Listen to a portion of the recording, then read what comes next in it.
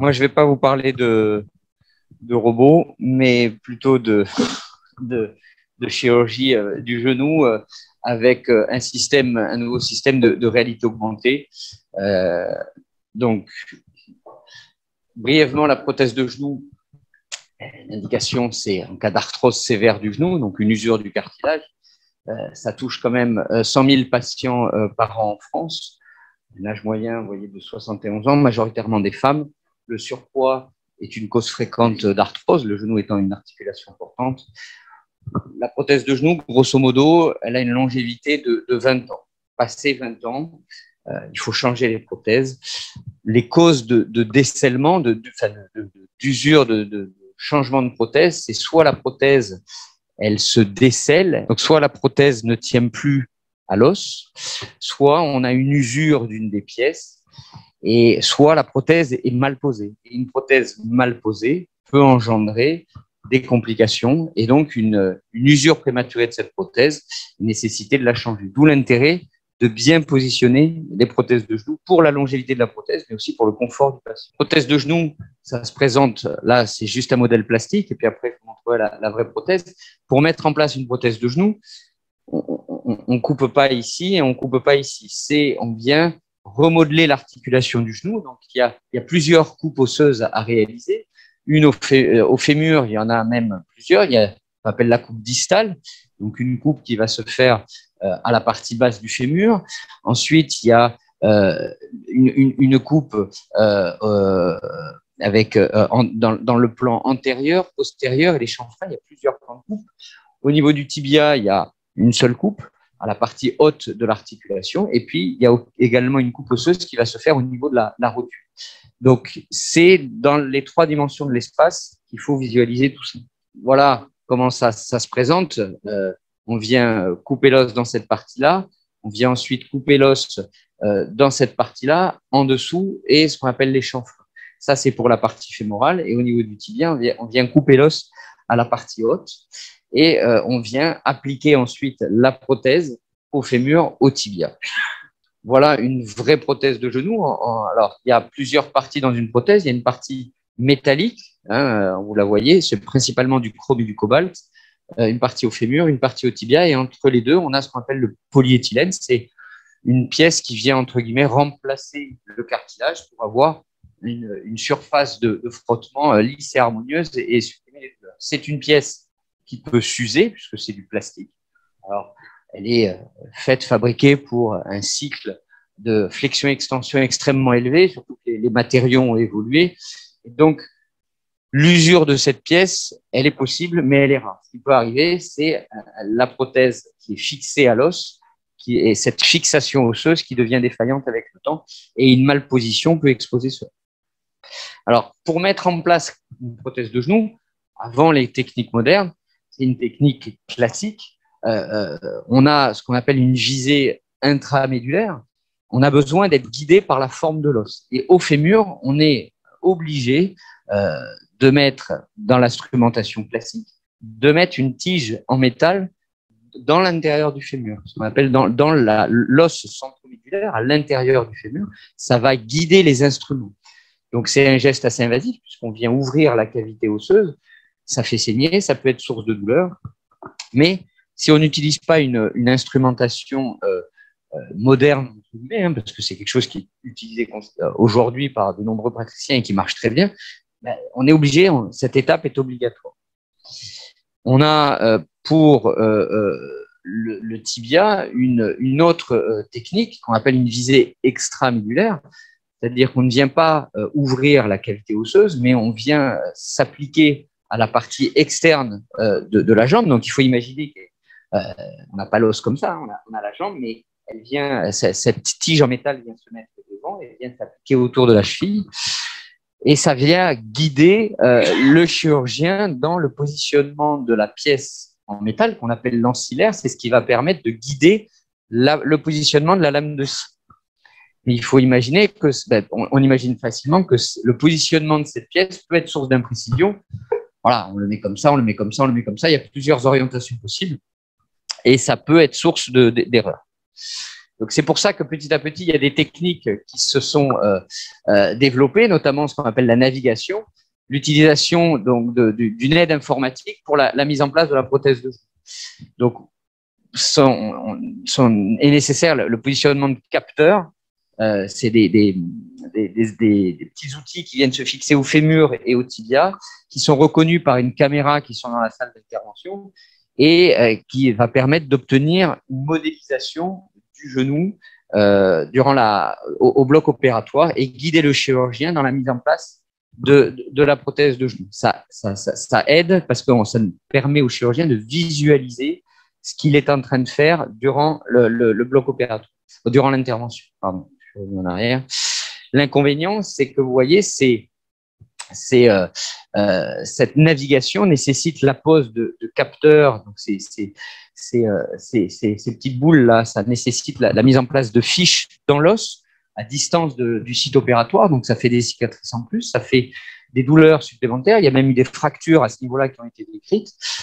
Il y a nécessité, vous voyez, le chirurgien il est en train de palper l'os, ça nécessite de faire ce qu'on appelle un bone morphing, c'est la réalisation de plusieurs acquisitions de points sur l'os. Ils sont très nombreux avec ce système, une trentaine, pour modéliser un petit peu le fémur, le tibia. Ça prend du temps, c'est long. Et la caméra, en plus, le matériel est assez imposant en salle d'opération. Il y a besoin de plusieurs aides. C'est quelque chose qui s'est fait et qui se fait un petit peu moins aujourd'hui parce qu'on s'est rendu compte que c'était quand même assez lourd pour un bénéfice peu important. Donc, moi, ce que j'utilise aujourd'hui, c'est entre guillemets une navigation moderne qui bénéficie de la réalité augmentée et de l'intelligence artificielle. Ça passe par la mise en place effectivement de lunettes de réalité augmentée qui permettent véritablement d'avoir comme un affichage tête haute quand on conduit une voiture, d'avoir plein d'informations dans les lunettes sans avoir à quitter le champ opératoire des yeux. Et ça, c'est vraiment un outil intéressant pour le chirurgien.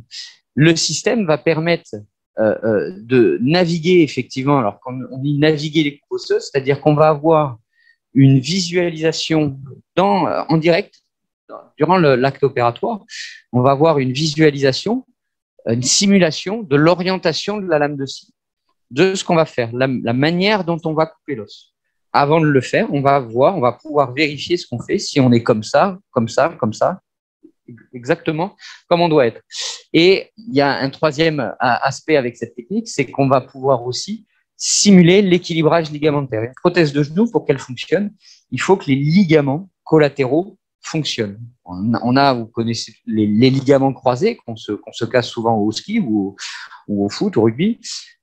Ces ligaments croisés, quand on fait une prothèse de genou, on les enlève. On n'en a pas besoin. Par contre, il est primordial de garder les ligaments collatéraux, le ligament latéral interne, le ligament latéral externe sur le côté du genou. C'est ce qui va permettre d'équilibrer la prothèse de genou et d'avoir un genou stable. Et une des causes des défaillances des prothèses de genou, de mauvais résultats ressentis par les patients, c'est un mauvais équilibrage de ces ligaments, exactement, au niveau de la tension de ces ligaments. Et le système que j'utilise permet de simuler l'équilibrage ligamentaire et donc d'avoir un résultat optimal. Cette technique, elle est combinée avec une planification préopératoire, avec une technologie qu'on appelle mining. Le patient, il va avoir, avant l'intervention, un scanner, je vais vous montrer des diapositives, et on va pouvoir planifier à l'avance l'intervention et déterminer en amont tous les paramètres indispensables à la mise en place de la prothèse. Ces paramètres, initialement avec l'instrumentation classique, qu'on déterminait durant la phase opératoire. Là, on va pouvoir, avant d'entrer en salle d'opération, on sait déjà la taille correspondante au patient pour le fémur, pour le tibia. On sait exactement ce qui va être nécessaire pour lui par rapport à son anatomie. Donc, comment ça se passe en pratique? Donc, pour cette planification préopératoire, le patient, il va faire un scanner, on le voit en consultation, et on va planifier avec lui, programmer un scanner. Ce scanner va nous permettre d'obtenir une modélisation en 3 dimensions de son genou, qui est faite sur l'ordinateur. Et on va pouvoir planifier la chirurgie sur un écran. Et à partir de cette planification, des moules en résine sont fabriqués avec une imprimante 3D. Donc voilà comment ça se présente sur l'ordinateur. On a vraiment une simulation en 3 dimensions du genou, avec l'implant au fémur en rouge, l'implant au tibia en bleu.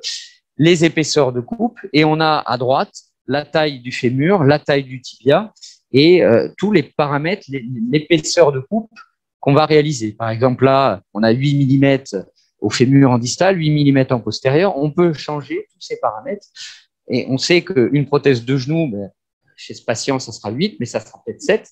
Et ça va dépendre aussi de son anatomie. Et tout cela, on le détermine sur l'ordinateur en amont. On a simulé également une vue du dessus pour voir l'encombrement de la pièce tibiale, parce qu'il ne faut pas que les implants soient trop gros ou trop petits. On a la simulation de l'axe de la jambe. C'est important parce qu'il ne faut pas, si le patient il a une jambe arquée avant, mais il faut la redresser. Ça fait partie des objectifs de la prothèse de genou. Et tout cela, on l'a sur l'ordinateur, on le valide et on a ainsi des moules comme ça qui sont fabriqués avec imprimés en 3 dimensions. Et ces moules sont sur mesure, adaptés à l'anatomie du patient. Et cette technologie a été donc combinée à cette nouvelle technologie, donc le NextAR, la réalité augmentée, avec, donc il y a une petite patte qui a été rajoutée sur le guide et ces 2 capteurs qui sont connectés ensemble en infrarouge et qui sont connectés en Bluetooth à une console qui est en salle d'opération. Et ça remplace les fiches qu'on voyait initialement sur la navigation classique. Mais par rapport à la navigation classique, il n'y avait pas toute cette planification préopératoire. On découvrait l'anatomie du patient, entre guillemets, durant l'intervention. Là, on a tout anticipé en amont et on a des moules sur mesure adaptés à l'anatomie du patient. Donc voilà la console, vous voyez que c'est beaucoup plus petit, il n'y a pas de caméra, c'est de la technologie Bluetooth. On peut passer la main devant la caméra, c'est pas gênant. C'est beaucoup plus simple en salle d'opération. C'est cette petite console sur roulette, ça passe d'une salle à l'autre extrêmement facilement. Les lunettes de réalité augmentée qui sont là. Donc, une fois le patient rentré en salle, on va allumer les capteurs et positionner les moules sur le patient. Une fois ces moules positionnés, on va pouvoir acquérir les mobilités du patient avant l'intervention, voir son degré de flexion-extension, vous allez voir, et la simulation de son équilibrage ligamentaire avant de réaliser les coupes osseuses. Donc là, voilà les moules positionnés sur le fémur et sur le tibia, les capteurs en place. On a une simulation sur l'écran et pareil, je l'ai sur les lunettes. Alors, j'ai pas pu photographier ce que je voyais dans les lunettes, imaginez bien, mais ça ressemble à ce qu'on voit sur l'écran de la console. Et on a 4 points. C'est beaucoup plus simple qu'une navigation standard. On a juste 4 points à acquérir sur le fémur et sur le tibia pour valider le positionnement du moule et des capteurs. Et on va pouvoir naviguer, donc comme je vous le disais, les coupes osseuses et voir si on est fiable par rapport à la planification. On a fait une planification préopératoire à partir du scanner en 3 dimensions. Ce qu'on cherche, nous, c'est d'avoir la meilleure précision possible et de respecter cette planification. Alors, on peut toujours changer d'avis durant l'intervention, mais l'idée, c'est de pouvoir respecter cette planification et de voir si ce qu'on fait correspond à ce qui a été planifié, pour voir s'il y a des erreurs ou pas. Et donc, on va pouvoir vraiment contrôler pas à pas les différentes étapes de la chirurgie au niveau des coupes osseuses, et ça, on peut le voir au demi-degré près, on peut vraiment être très précis. On va après simuler exactement l'équilibrage ligamentaire du genou avant l'intervention, avec les implants d'essai, avec les implants définitifs. Et grâce aux lunettes, moi, je reste concentré sur la chirurgie. Je ne sais pas tourner à droite, à gauche, à regarder. Voilà. J'ai toutes les informations dans les lunettes et ça me permet de ne pas quitter le champ opératoire. Donc, vous avez vu en haut à gauche le genou qui moi, je le manipule, il faut l'imaginer. Moi, je manipule le genou en flexion-extension. On a ici le comportement des ligaments collatéraux, le ligament latéral interne en haut, le ligament latéral externe en bas. Et on a ici des manœuvres en stress pour voir comment se comporte le ligament dans les mouvements extrêmes, en varus ou c'est-à-dire la jambe d'un côté ou de l'autre, pour voir la déformation de ces ligaments. Donc, une fois qu'on a fait ça, on a les données de départ. Et ce qu'on cherche après à avoir, c'est le genou, il est équilibré normalement avant, d'avoir un genou équilibré après. Et donc, d'être à peu près dans les mêmes courbes. Une fois qu'on a fait l'acquisition des mobilités et de la tension des ligaments, on a la simulation de ce qu'on va faire. au niveau des implants, au niveau de la coupe osseuse, là, par exemple, on a 8 mm de coupe en distal, on a 8 mm d'un côté, 6 mm de l'autre, on a 8 ici, 7,5. Ça, c'est ce qui a été décidé en amont par la planification, ce qui a été chargé dans la machine. Si je décide par rapport à ce que j'ai vu avant, que finalement, je préfère faire 8 ici et 7 ici, on peut tout changer, tout inverser. Et à ce moment-là, moi, je vais pouvoir vérifier que ce que je fais correspond à ce que j'ai décidé. Donc là, vous voyez, le système est mis en place et en fait, avec un tournevis, de manière très précise, on vient modifier la courbe, la ligne bleue. La ligne bleue correspond à ce que on voit en temps réel. La ligne verte correspond à ce qui a été planifié. Et le but, c'est d'aligner les deux lignes. Si on est aligné, c'est que ça correspond à la planification. Et on est vraiment, avec ce petit tournevis, on joue dans les différents plans et on est très précis et on peut ajuster vraiment l'orientation du guide de coupe. Parce qu'après, ce système-là, c'est un guide qui varie dans ce sens-là, dans ce plan-là et dans ce plan-là. Et donc, ça va guider directement. Et en fait, l'idée, c'est d'arriver à faire superposer ces deux lignes, puisque la ligne verte correspond à la planification, la ligne bleue à ce qu'on va faire. D'accord? Une fois que les deux lignes sont superposées, on vient bloquer ce guide et mettre à la lame de scie. Et ensuite, on peut, avec un autre capteur, vérifier que la coupe osseuse réalisée correspond à la planification et à ce qu'on avait décidé de faire. Si jamais on n'est pas dans les clous, on n'est pas content de ce qu'on a fait, ben, ça permet de contrôler, chose qu'on ne pouvait pas faire auparavant, et on va pouvoir recorriger. On déverrouille le module, on vient redonner un petit coup de tournevis pour corriger, et on vient recouper. Ça permet de vraiment d'être dans les clous par rapport à ce qu'on veut faire ou par rapport à ce qu'on a planifié. On a la même chose pour le tibia. On a ce tournevis qui vient se positionner et qui vient orienter le guide de coupe. Et vous voyez que les courbes se superposent et ça permet donc de réaliser exactement ce qu'on a décidé. Parce que si on n'a pas ça, ben ça se trouve, on est comme ça. Et si on est comme ça, ben on est moins bon. Alors, bien sûr, un chirurgien expérimenté, il a l'habitude et il voit que il n'est pas comme il faut. Mais malgré tout, parfois, on n'est jamais à l'abri d'erreur et ça permet vraiment au système de s'assurer de ce qu'on fait et d'être très précis.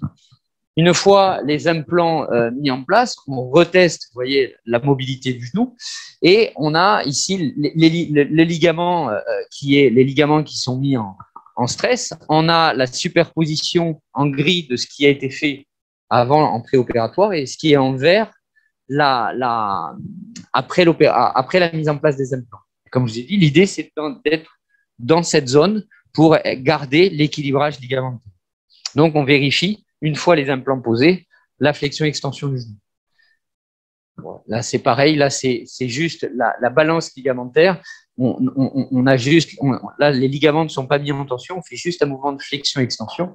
Et voilà. Et les ligaments, c'est ce qui est synthétisé en bleu ici. Et on est équilibré. Alors, l'intérêt du système, effectivement, c'est déjà une pose plus précise de la prothèse. On contrôle ce qu'on fait à chaque étape, au demi-degré près, et donc ça permet d'avoir un implant au fémur, au tibia. Ça navigue que le fémur et le tibia. La rotule, c'est plus particulier. La pose est un peu plus facile. On n'a pas de navigation au niveau de la coupe rotulière. Donc, ça permet d'avoir une pose plus précise. On l'espère. Les études vont, j'espère, le démontrer, parce que c'est quelque chose de récent, au fémur, au tibia, et d'avoir ipso facto un équilibrage ligamentaire optimal et source de longévité supérieure pour la prothèse. Effectivement, grâce à la planification préopératoire réalisée en amont, on connaît exactement l'anatomie du patient et ça permet de s'adapter à ses caractéristiques. Pose plus précise, équilibrage ligamentaire amélioré, on espère avoir une longévité de l'implant supérieure, 20 ans, peut-être que ça sera 25 ans, peut-être que ça sera 30 ans, et ça permettra peut-être d'éviter d'avoir à réintervenir sur des patients. Si on opère les prothèses de genoux, on opère des patients de plus en plus jeunes, parce que les techniques ont évolué, et maintenant, 50, 55, 60, c'est quelque chose de très fréquent pour une prothèse de genou, alors qu'avant, on était plutôt sur 65, 70. Maintenant, on hésite beaucoup moins à opérer les gens. si on peut éviter d'avoir à les réopérer 20 ans après ou 30 ans après, c'est quand même mieux. C'est un système qui est moins invasif qu'une navigation classique. Parce que vous avez vu qu'il n'y a pas de fiches qu'on met dans l'os, fiches qui peuvent être source de douleur et de fracture. Vous avez vu aussi que le volume occupé en salle d'opération est bien moindre. Hein. C'est quelque chose de beaucoup moins encombrant. Et on parlait des coûts tout à l'heure. C'est beaucoup moins cher qu'un robot. Un robot, c'est effectivement 2-3 millions d'euros, hein, 2 millions. Ça, c'est quelques centaines de milliers d'euros. Hein. C'est quelque chose qui est beaucoup moins cher pour un établissement.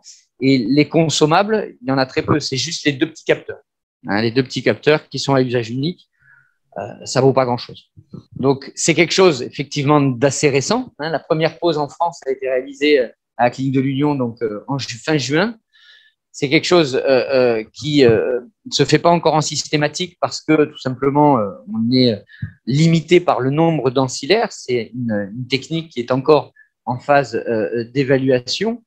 Moi, je l'utilise dès que je peux, mais je suis limité par le nombre d'ancillaires mis à ma disposition.